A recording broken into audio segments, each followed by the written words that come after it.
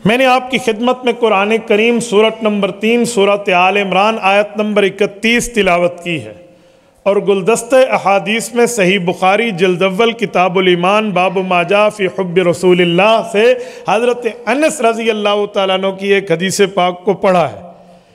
اس آیت اور اس حدیث پاک کا ترجمہ سمجھیے، پھر میں اپنی بات کرنے لگا ہوں۔ رب کریم فرماتے ہیں قل، اے میرے پاک پیغمبر آپ یہ اعلان فرما دیں، ان کنتم تحبون اللہ، اگر تم چاہتے ہو کہ تم اللہ سے پیار کرو، فاتبعونی، تو تمہیں سنت کی اتباع کرنی پڑے گی۔ یحببکم اللہ، اس کے جواب میں اللہ آپ سے خود ہی پیار کریں گے، صرف پیار نہیں کریں گے، ویغفر لکم ذنوبکم، تمہارے گناہوں کو بھی مغفرت فرما دیں گے۔ واللہ غفور الرحیم، اور اللہ پچھلے گناہ کو معاف کر کے اگلی زندگی پر رحمت کرنے والا ہے۔ حضرت انس فرماتے ہیں اللہ کے رسول نے فرمایا لا یؤمن احدکم، تم میں کوئی آدمی کہے میں مؤمن ہوں، جی وہ مؤمن اس وقت تک نہیں ہے حتی اکون احب الی، اس کی دلیل یہ ہے کہ وہ مجھے یعنی پیغمبر کائنات کو سب سے زیادہ پیار کرنے والا بنے۔ اللہ کے رسول کس کس سے زیادہ؟ فرمایا 3 طبقے پیش کر رہا ہوں، من والدہ و ولدہ والناس اجمعین، ماں باپ کیوں نہ ہو، آباء و اجداد کیوں نہ ہو، ان سے بڑھ کے مجھ سے پیار کرے، اولاد و نسل و نسب کیوں نہ ہو، ان کی محبت سے بڑھ کے میری محبت کو محبوب رکھے، اور اس دھرتی پر اس کرۂ ارض پر جتنی مخلوقات کا پیار اس کے دل میں ہے ان سے بڑھ کے مجھے محبوب رکھے، پھر مومن ہے۔ یہ آیت کب اتری، کیوں اتری، کس لیے اتری؟ تفسیر خازن اٹھائیے، حضرت عبداللہ ابن عباس رضی اللہ عنہما کا واقعہ اٹھائیے۔ ارشاد فرماتے ہیں سرور کائنات صلی اللہ علیہ وسلم مکہ مکرمہ میں موجود ہیں، حضور پاک علیہ السلام بیت اللہ تشریف لاتے ہیں، بیت اللہ میں بتوں کو کفار نے رکھا ہے، بتوں کی پرستش شروع ہے، عبادت شروع ہے، غیر اللہ کے سجدے شروع ہیں، اور غیر اللہ کے سامنے سر جھکا کے ان سے اپنی حاجات و ضروریات کی طلب کی جا رہی ہے۔ اللہ کے رسول نے فرمایا بتوں میں طاقت نہیں ہے کہ وہ تمہیں کچھ دے سکے، یہ تمہارا الہ نہیں ہے، یہ تمہارا خدا نہیں ہے، یہ تمہارا خالق و مالک و رازق نہیں ہے، یہ تمہارا پروردگار نہیں ہے، پروردگار اکیلا اللہ ہے۔ اللہ کا کام ہے پیدا کرنا، رب کا کام ہے زندگی و موت دینا، اللہ کا کام ہے آپ کو رزق دینا، یہ ان کا کام نہیں ہے۔ حضور پاک نے دعوت دی، تبلیغ کی، اسلام پیش کیا، ایمان پیش کیا، پھر دلائل پیش کیے، تو وہ کہنے لگے کہ ہم تو بڑے اچھی طریقے پر بات کر رہے ہیں، ہم کوئی فساد تو نہیں پھیلا رہے، گویا پرانے زمانے کا جواب نائی زبان میں، ہم کوئی دہشت گردی تو نہیں کر رہے، ہم کوئی وائلیشن تو نہیں کر رہے، قانون و آئین شکنی تو نہیں کر رہے، ہم تو بڑے اچھے طریقے سے کام کر رہے، ہم تو بالکل ٹھیک کر رہے جو پچھلے ہمارے بڑے کرتے ہوئے آ رہے ہیں، اسی لیے کرتے ہیں۔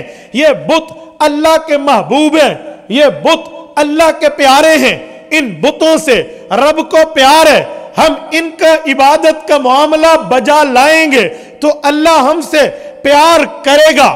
حضرت ابن عباس رضی اللہ عنہما فرماتے ہیں اللہ کے رسول پر یہ آیت اتری، فرمایا اے پیارے پیغمبر ان بندوں کو بھی کہہ دو اور ان کی موجودگی میں کائنات میں آنے والے آخری انسان تک یہ اعلان کر دو کہ تمہارا نظریہ، تمہارا بیانیہ، تمہاری سوچ، تمہارا موقف یہ غلط ہے، عبادت بیت اللہ میں غیر اللہ کی کریں گے تو اللہ کی محبت آئے گی؟